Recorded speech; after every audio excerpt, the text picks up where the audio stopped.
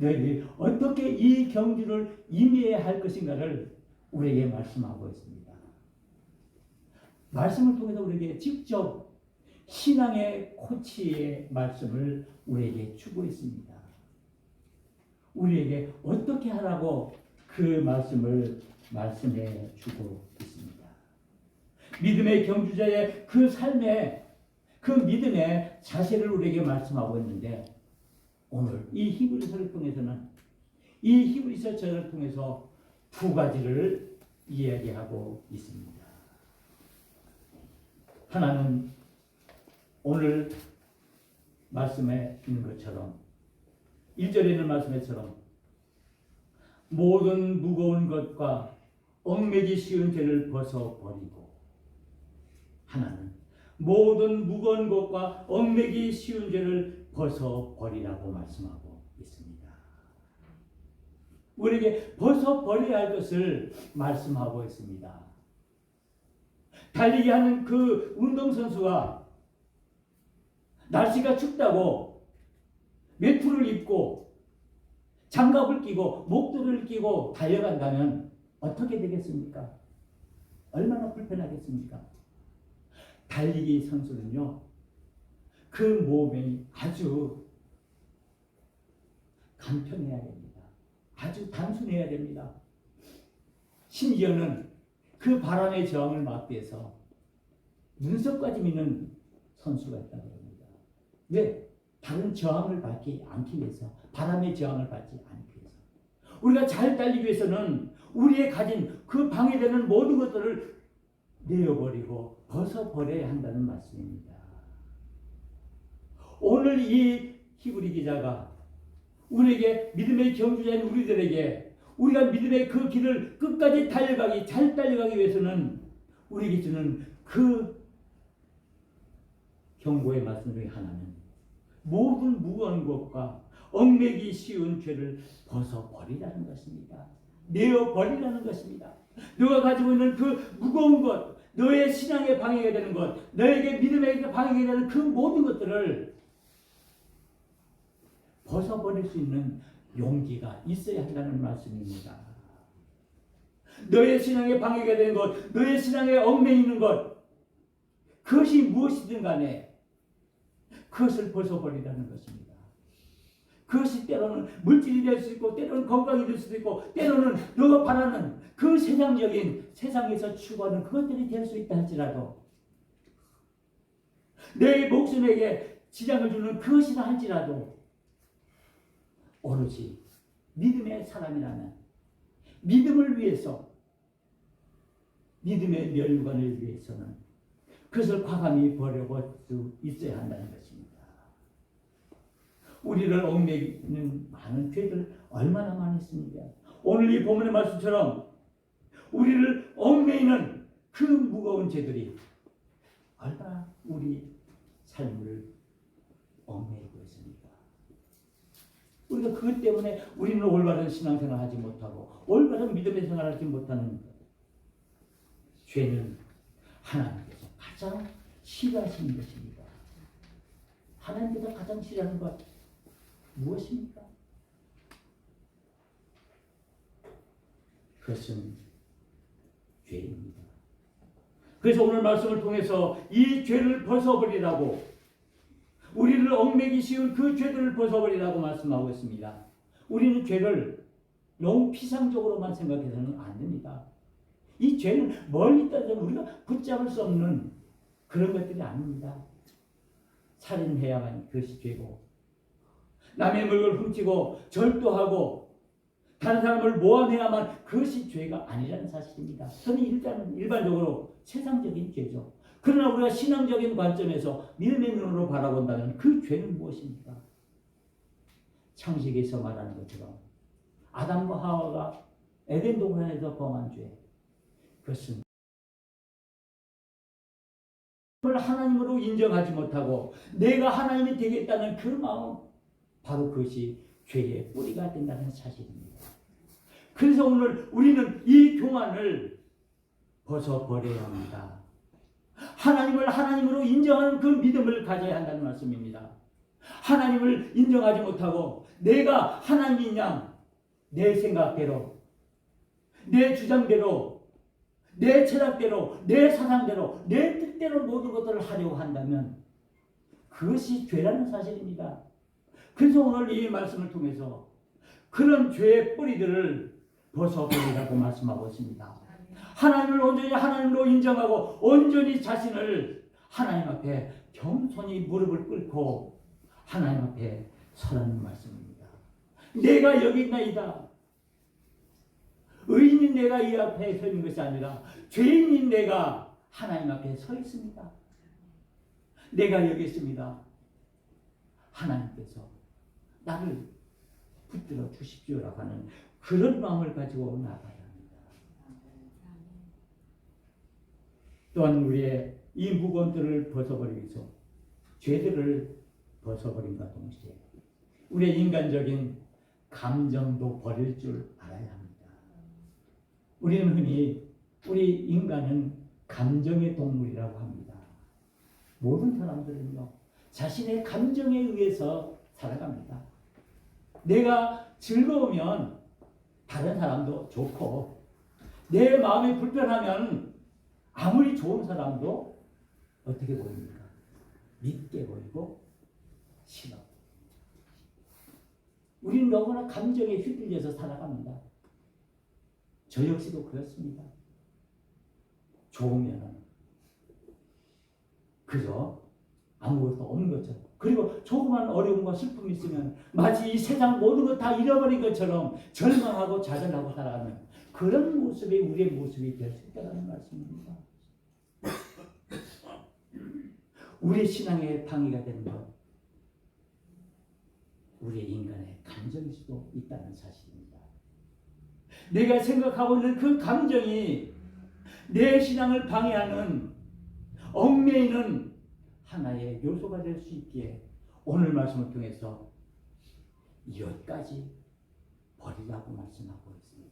그래야 우리가 온전히 하나님의 뜻을 따라 우리의 믿음을 지켜나갈 수가 있게 되는 것입니다. 또 하나의 권면을 우리에게 하고 있습니다. 믿음의 경주자는 인내해야 한다고 말씀하고 있습니다. 그래서 오늘 말씀을 통해서 인내로서 우리 앞에 당한 경주를 하며, 인내로서, 인내가 무엇입니까? 참는 것을 말하죠. 참는 것. 참아내는 것을 우리는 말합니다. 이것은 견디는 힘을 말합니다. 이것은 우리가 우리 앞에 놓여있는 그 모든 일들에 대해서, 그것이 어려운 일이든 쉬운 일이든 그 어떤 것이든 간에 그것들을 우리가 조절할 수 있는, 절제할 수 있는 능력을 말합니다. 인내라는 것은 단순히 참아내는 것, 그것만을 의미하는 것이 아니라 그것을 넘어서 우리는 절제할 수 있는 마음을 가져야 한다는 것입니다. 우리가 신앙생활을 하면서 이 절제하지 못하기 때문에 우리가 실수하고 우리가 시험받고 유혹받는 경우가 너무나 많이 있습니다. 내 감정을 절제하지 못하고 오히려 그것으로 인해서 하나님의 마음을 아프게 할 수 있다는 사실입니다.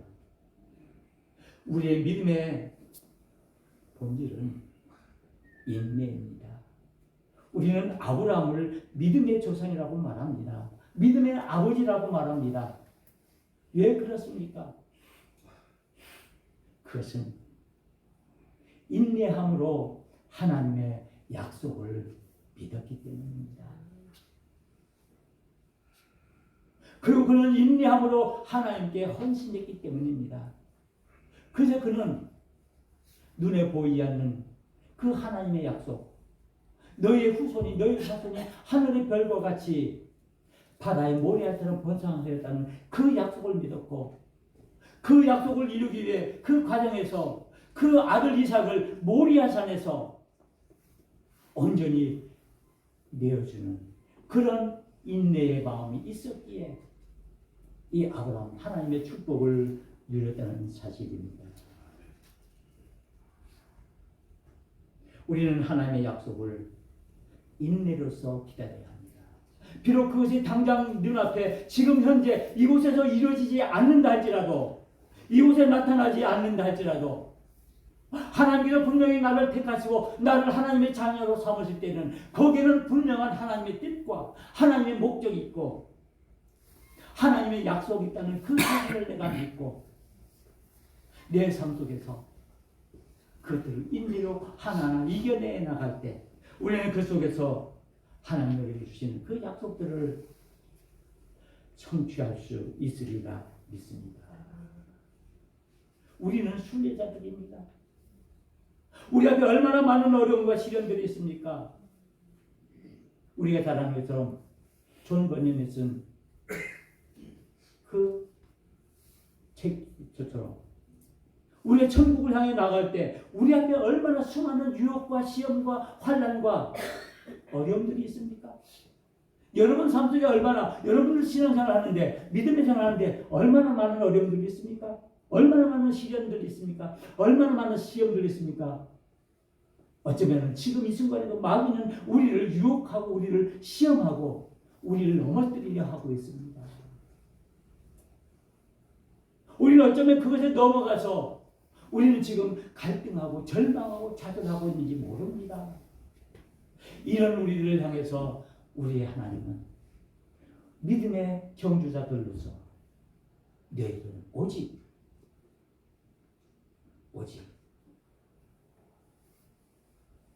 무거운 것과 얽매기 쉬운 죄를 벗어버리고 인내로서 이 믿음의 길을 감당하라고 말씀하고 있습니다.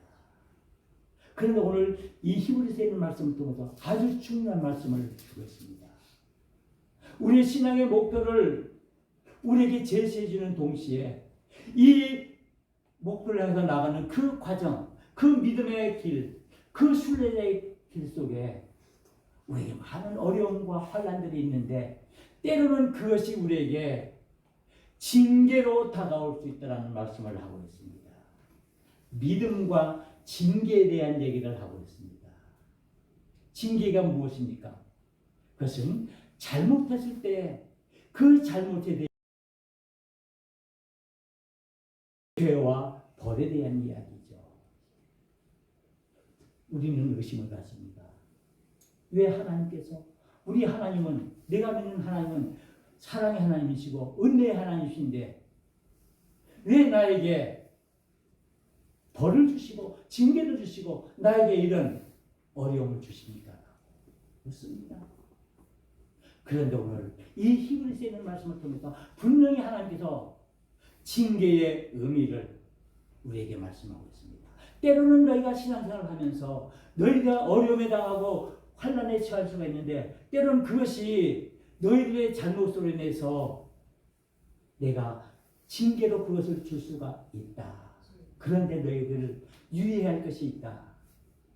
그 징계는 내가 너희들을 책망하고 너희들을 벌하고 너희들을 멸망시키기 위함이 아니다라는 것입니다. 오히려 이런 징계들을 통해서 이런 환난과 시련과 어려움을 통해서 너희들을 더 온전한 믿음으로 더 굳건한 믿음으로 세우기 위해서 내가 마음 아프지만은 내가 너에게 때로는 징계를 줄 수 있다는 말씀입니다. 그러기에 그 징계들을 피하지 말고 겸손히 받아들이라는 말씀입니다. 그런데 그 징계로서 우리는 멸망하지 않습니다. 왜? 그 징계는 하나님의 또 다른 하나님의 사랑의 표현이기 때문입니다. 그 징계를 통해서 우리에게 또 다른 하나님의 사랑을 보여주시기 때문입니다. 하나님께서는 얼마나 마음이 아프시면서 그 징계를 우리에게 주시겠습니까? 뭐 여러분들 부모 다 되어봤으면 알겠지만 자녀들이 잘못했을 때 회초리 들 때 자녀가 아프겠습니까? 부모가 아프겠습니까? 때리는 부모가 아픕니까? 그거 맞는 자식들이 아픕니까? 그 채찍을 들고 그 자녀의 종아리를 때리는 그 종아리를 치는 그 부모가 더 아프다는 것입니다. 마음이 찢어지도록 하나님의 징계가 이렇다는 것입니다. 때로는 우리에게 환난과 시련을 통해서 우리가 이런 징계에 우리가 처할 수 있지만은, 그러나 하나님께서는 우리를 더욱더 온전히 세워주시기 위해서, 우리에게 더 좋은 하나님의 약속을 이루기 위해서 우리에게 징계를 주신다는 사실입니다. 그러기에 우리는 경주자로서 우리는 단순히 내 눈앞에 있는 것만 바라보는 것이 아니라 저 멀리 목표점을 향해서 그들을 있다라고 말씀하고 있습니다. 고난과 시련과 어려움, 환난, 상처 이런 것도 우리에게 아픔을 주지만은 오히려 이런 것들을 통해서 우리에게 더 큰 하나님의 사랑을 보여주십니다. 그래서 8절에 이렇게 말씀하고 있습니다. 징계는 다 받는 것이 오늘 너에게 없으면 사생자여 친아들이 아니니라. 내가 징계를 받고 어려움에 처한다는 것은 내가 진짜 하나님의 자녀라는, 하나님의 아들, 딸들이라는 증거임을 믿습니다. 징계는 유익이 있습니다. 고난을 속에서 우리는 낙심하지 말아야 합니다. 절망하지 말아야 합니다. 좌절하지 말아야 합니다. 우리는 그 속에서 온전히 우리 신앙의 목표인 그 신앙의 지향점을 바라봐야 합니다. 우리의 시선은 어디에 머물러 있습니까? 지금 여러분들은 지금 어디를 바라보고 있습니까? 여러분들은 지금 무엇을 바라보고 있습니까? 오늘 말씀하는 것처럼 오직 우리가 바라봐야 할 것은 예수님만 바라보아야 합니다. 아멘. 그래서 오늘 시편 62편에서 이렇게 말씀하고 있습니다. 나의 영혼아 잠잠히 하나님만 바라라. 모든 나의 소망은 그로부터 나오는도다. 기도하시겠습니다.